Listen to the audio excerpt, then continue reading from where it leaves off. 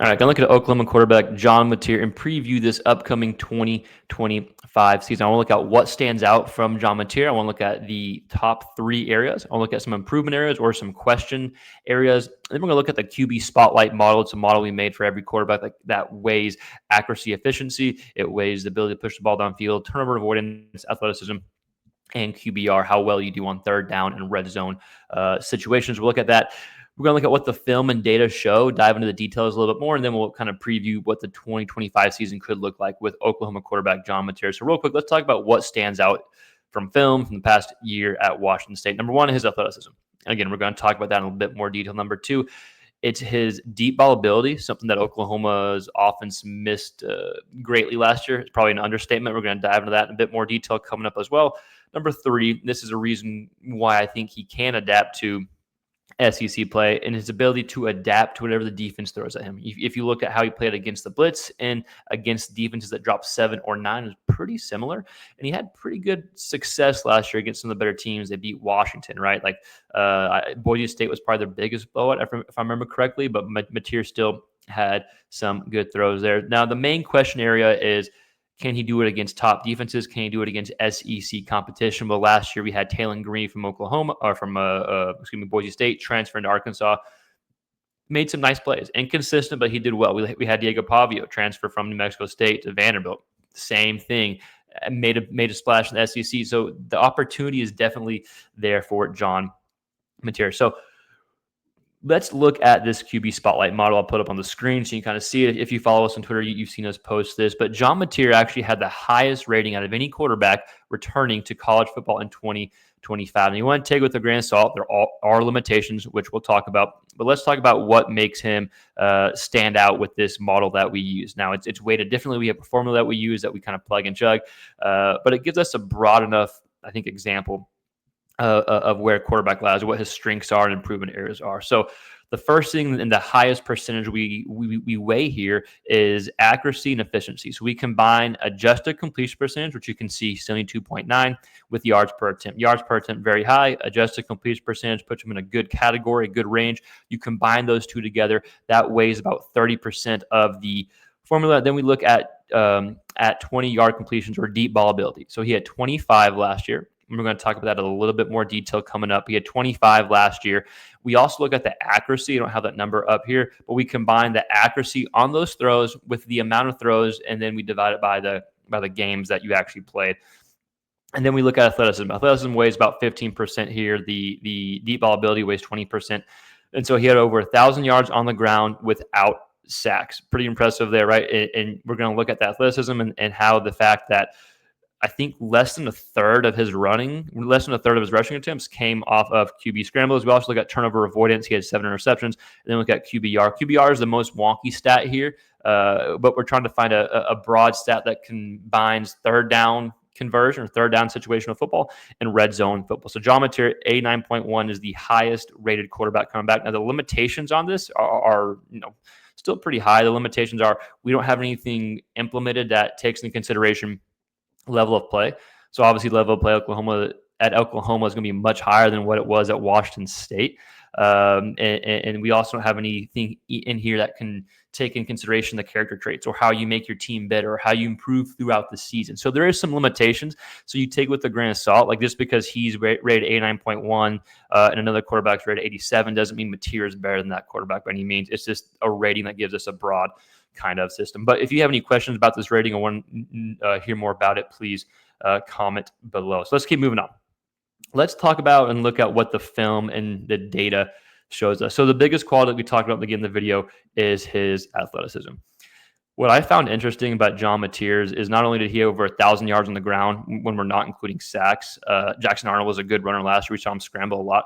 But a lot of Mateer's plays came off of rushing attempts. Like they were by design. He had 149 rushing attempts. Only 46 of those were off scrambles in 2024. So when the play breaks down, he utilizes his legs. A lot of times he's looking to throw. So the running is great. He's going to get his yards, but a lot of times he's looking to throw. I'm interested to see how this transfers over to the SEC competition. Does he run more? Does he run less? Does he throw more off the run? Do they do more quarterback design rollouts, maybe to get him comfortable at the beginning? I'm really interested. This one of his main strengths is his athleticism. Number two, something that Oklahoma fans will want big time here is his deep ball ability. This was something that was missing in the offense last year at Oklahoma. Yes, the quarterback struggled, but you had so many receivers that were hurt and just the change in offense coordinator. So they were not able to push the ball downfield very often. Jackson Arnold and Hawkins combined for 8 completions where the ball was thrown 20 yards or more downfield. And then John Mateer had 25 completions on these type of throws. So being able to push the ball downfield off of play action, off of straight drop back passes, whether it's a bomb, whether it is more on a line, he has the ability to do both. I think the deep ball ability is going to be something big for John Mateer and for Oklahoma's offense. I'm looking at that and again seeing how that quality transfers over to the SEC. And the last thing, maybe the more impressive thing, is and the reason why I think he's going to transfer to the SEC and do well, or at least have the opportunity to do well, is his ability to adapt versus what the defense throws at him. Now, the defenses are going to be much faster, so that ability to adapt and process information is going to have to speed up. But against the blitz last year, he had 14 touchdowns to 3 picks. Against the defenses dropping 7 or more, he had 15 touchdowns to 4 picks. You can see at the bottom of the screen the yards per attempt are very similar. 8.7 against the blitz, 9.3 whenever the defense drops 7 or 8. Usually when you see these stats, a lot of times quarterbacks are either better against the blitz and not great when the defense drops 7+, or vice versa. So anytime you see a quarterback that's pretty similar, that tells me he can adapt, he can process information regardless of the defense throws at him. And so that kind of goes back to the main question of John Mateer is questions. Can he do it at the SEC level? I think he can. Now you got to go out and do it. But the fact that he showed the ability to adapt, he had some success against Power 4 opponents last year, like Washington. I think Boise State blew him out pretty good. But he had some success against better competition last year whenever they played it.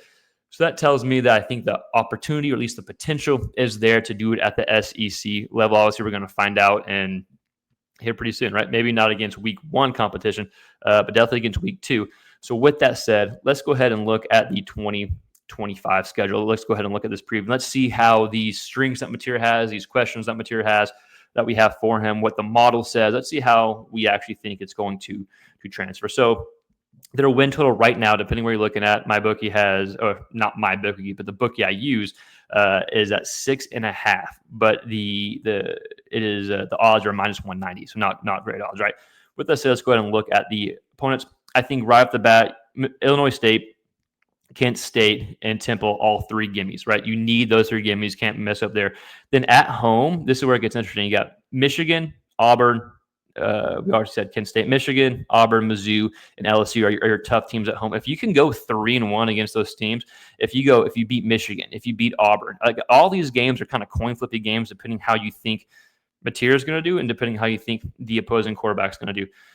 Michigan, Auburn, Mizzou, LSU. If you can go 3-1 against those teams, on top of the 3 wins against the gimmies, the Illinois State, Temple, and Kent State, you're in a good spot right there. Even if you split that, let's say you lose to an LSU and a Michigan, but you beat Auburn, beat Mizzou at home, you're still in an okay spot. But I think going 3-1 at home is much. I think you can beat Michigan early on. If Mateer hits how we think he's going to hit, I think you can beat Michigan.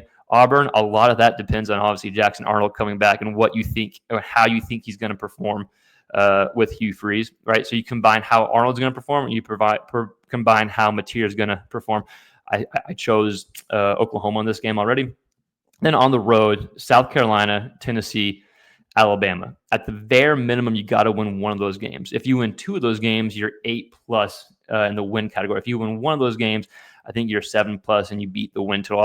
Obviously, that's not good enough for Oklahoma, but this is the quick breakdown of the schedule. So Illinois State, Temple, and Kent State are all gimmies. Then at home, you got Michigan, Auburn, Mizzou, LSU. I think you got to go at least 3-1 against those teams. I'm not missing anyone, am I? Oh, of course, I'm missing Texas, right?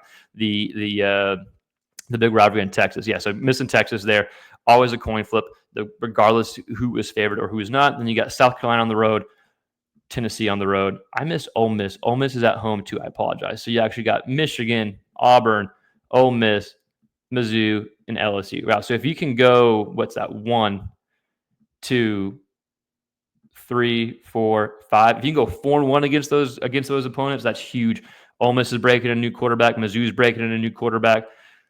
They all have to come in and prove it out as well. So if you can go 4-1 against those schools, I apologize, then you're in a really good spot to hit that win total or to crush that win total and hopefully get 8+ wins and eclipse it by a good amount here. Again, a lot depends on what you think about John Mateer and how you think he's going to take that quote unquote next step as it relates to facing the SEC competition. So again, what stands out to us, his athleticism, his ability to push the ball downfield and do it through different ways, and then being able to adapt the defense shows at him.